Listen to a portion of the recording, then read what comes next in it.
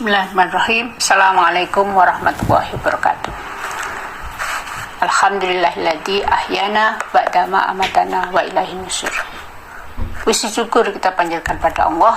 Pada pagi hari ini kita masih diberi kesempatan untuk bisa menjalankan ibadah selama bulan Ramadan ini, dan mudah-mudahan ibadah kita nanti betul-betul menjadi ibadah yang sesuai dengan yang diinginkan Allah, yaitu menjadi orang-orang yang bertakwa.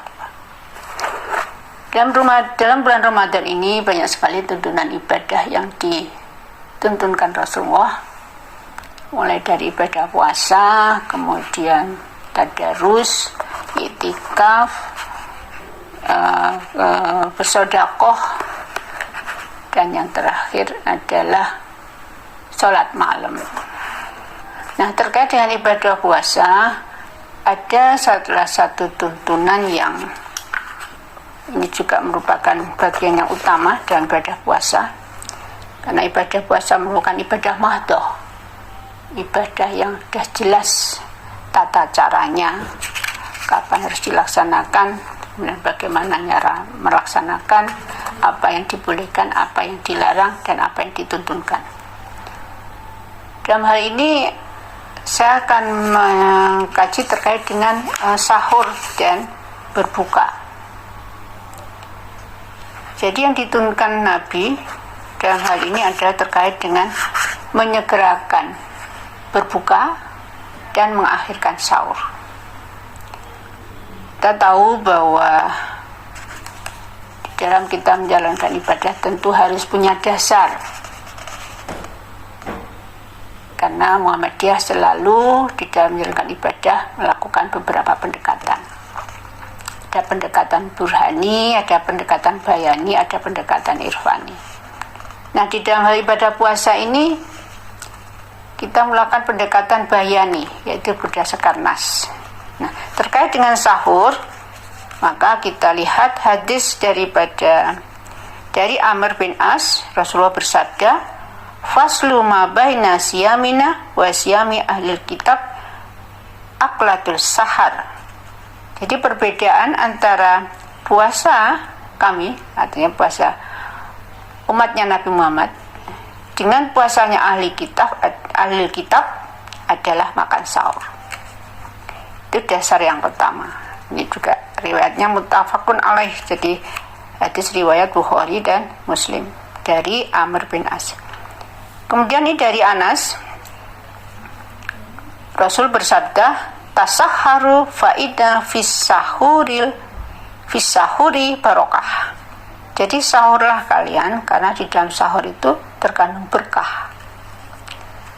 Kita tahu bahwa kemarin juga berkah ini sudah dikaji oleh Bu Suprati. Apa itu berkah? Yang salah satunya adalah dapat memberikan manfaat pada diri kita.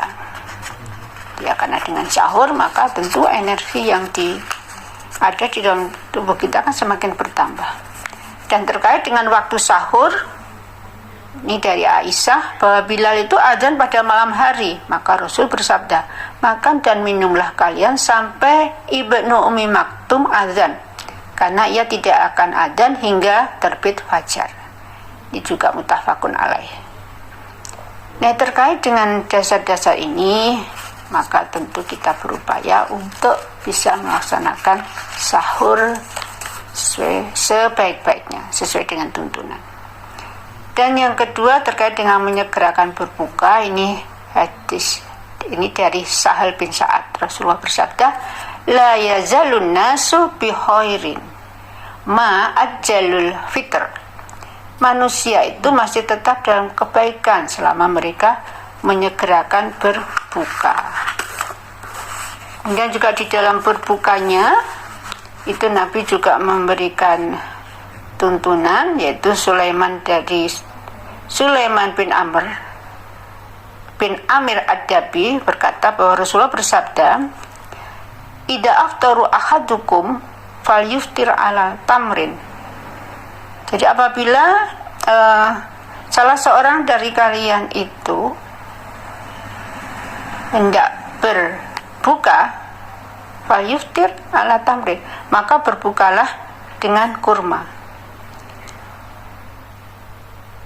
Fa ilam yazid, dan apabila tidak ada, fa yuftir alal ma, maka berbukalah dengan air. Fa innahu tahur, karena sesungguhnya air itu suci.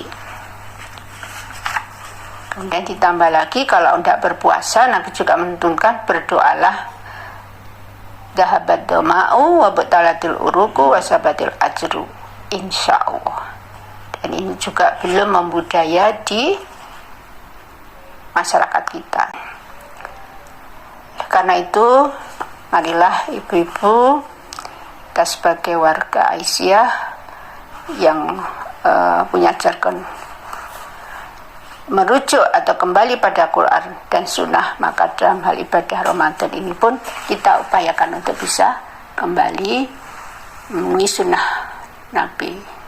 Yang saya maksudkan Sunnah di sini bukan Sunnah dalam artian fikih, tapi Sunnah di sini adalah apa yang dicontohkan Nabi, apa yang disabdakan Nabi, itu namanya Sunnah juga.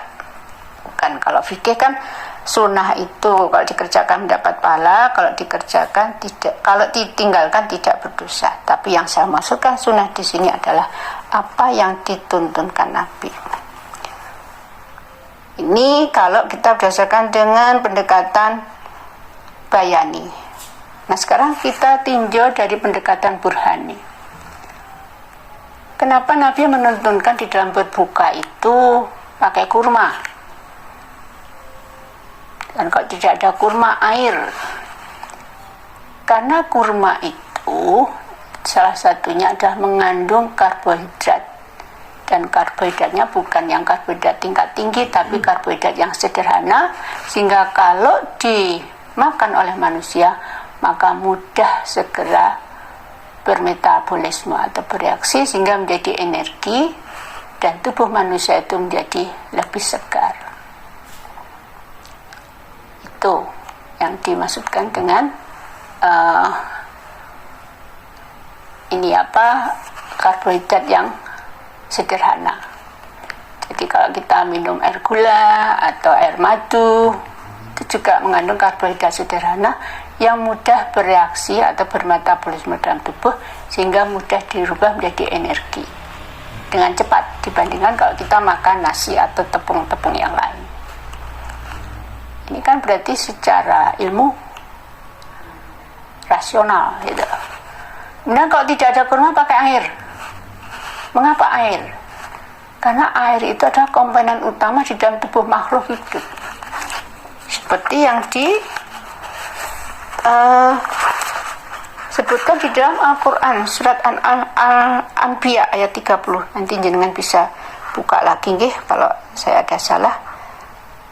A'udzubillahi minasyaitonirrajim. Awalam yaral ladzina kafaru annas samawati wal ard kanata rotqon fafataqnahuma faja'alna minal ma'i kulla syai'in hayyin afala yu'minun.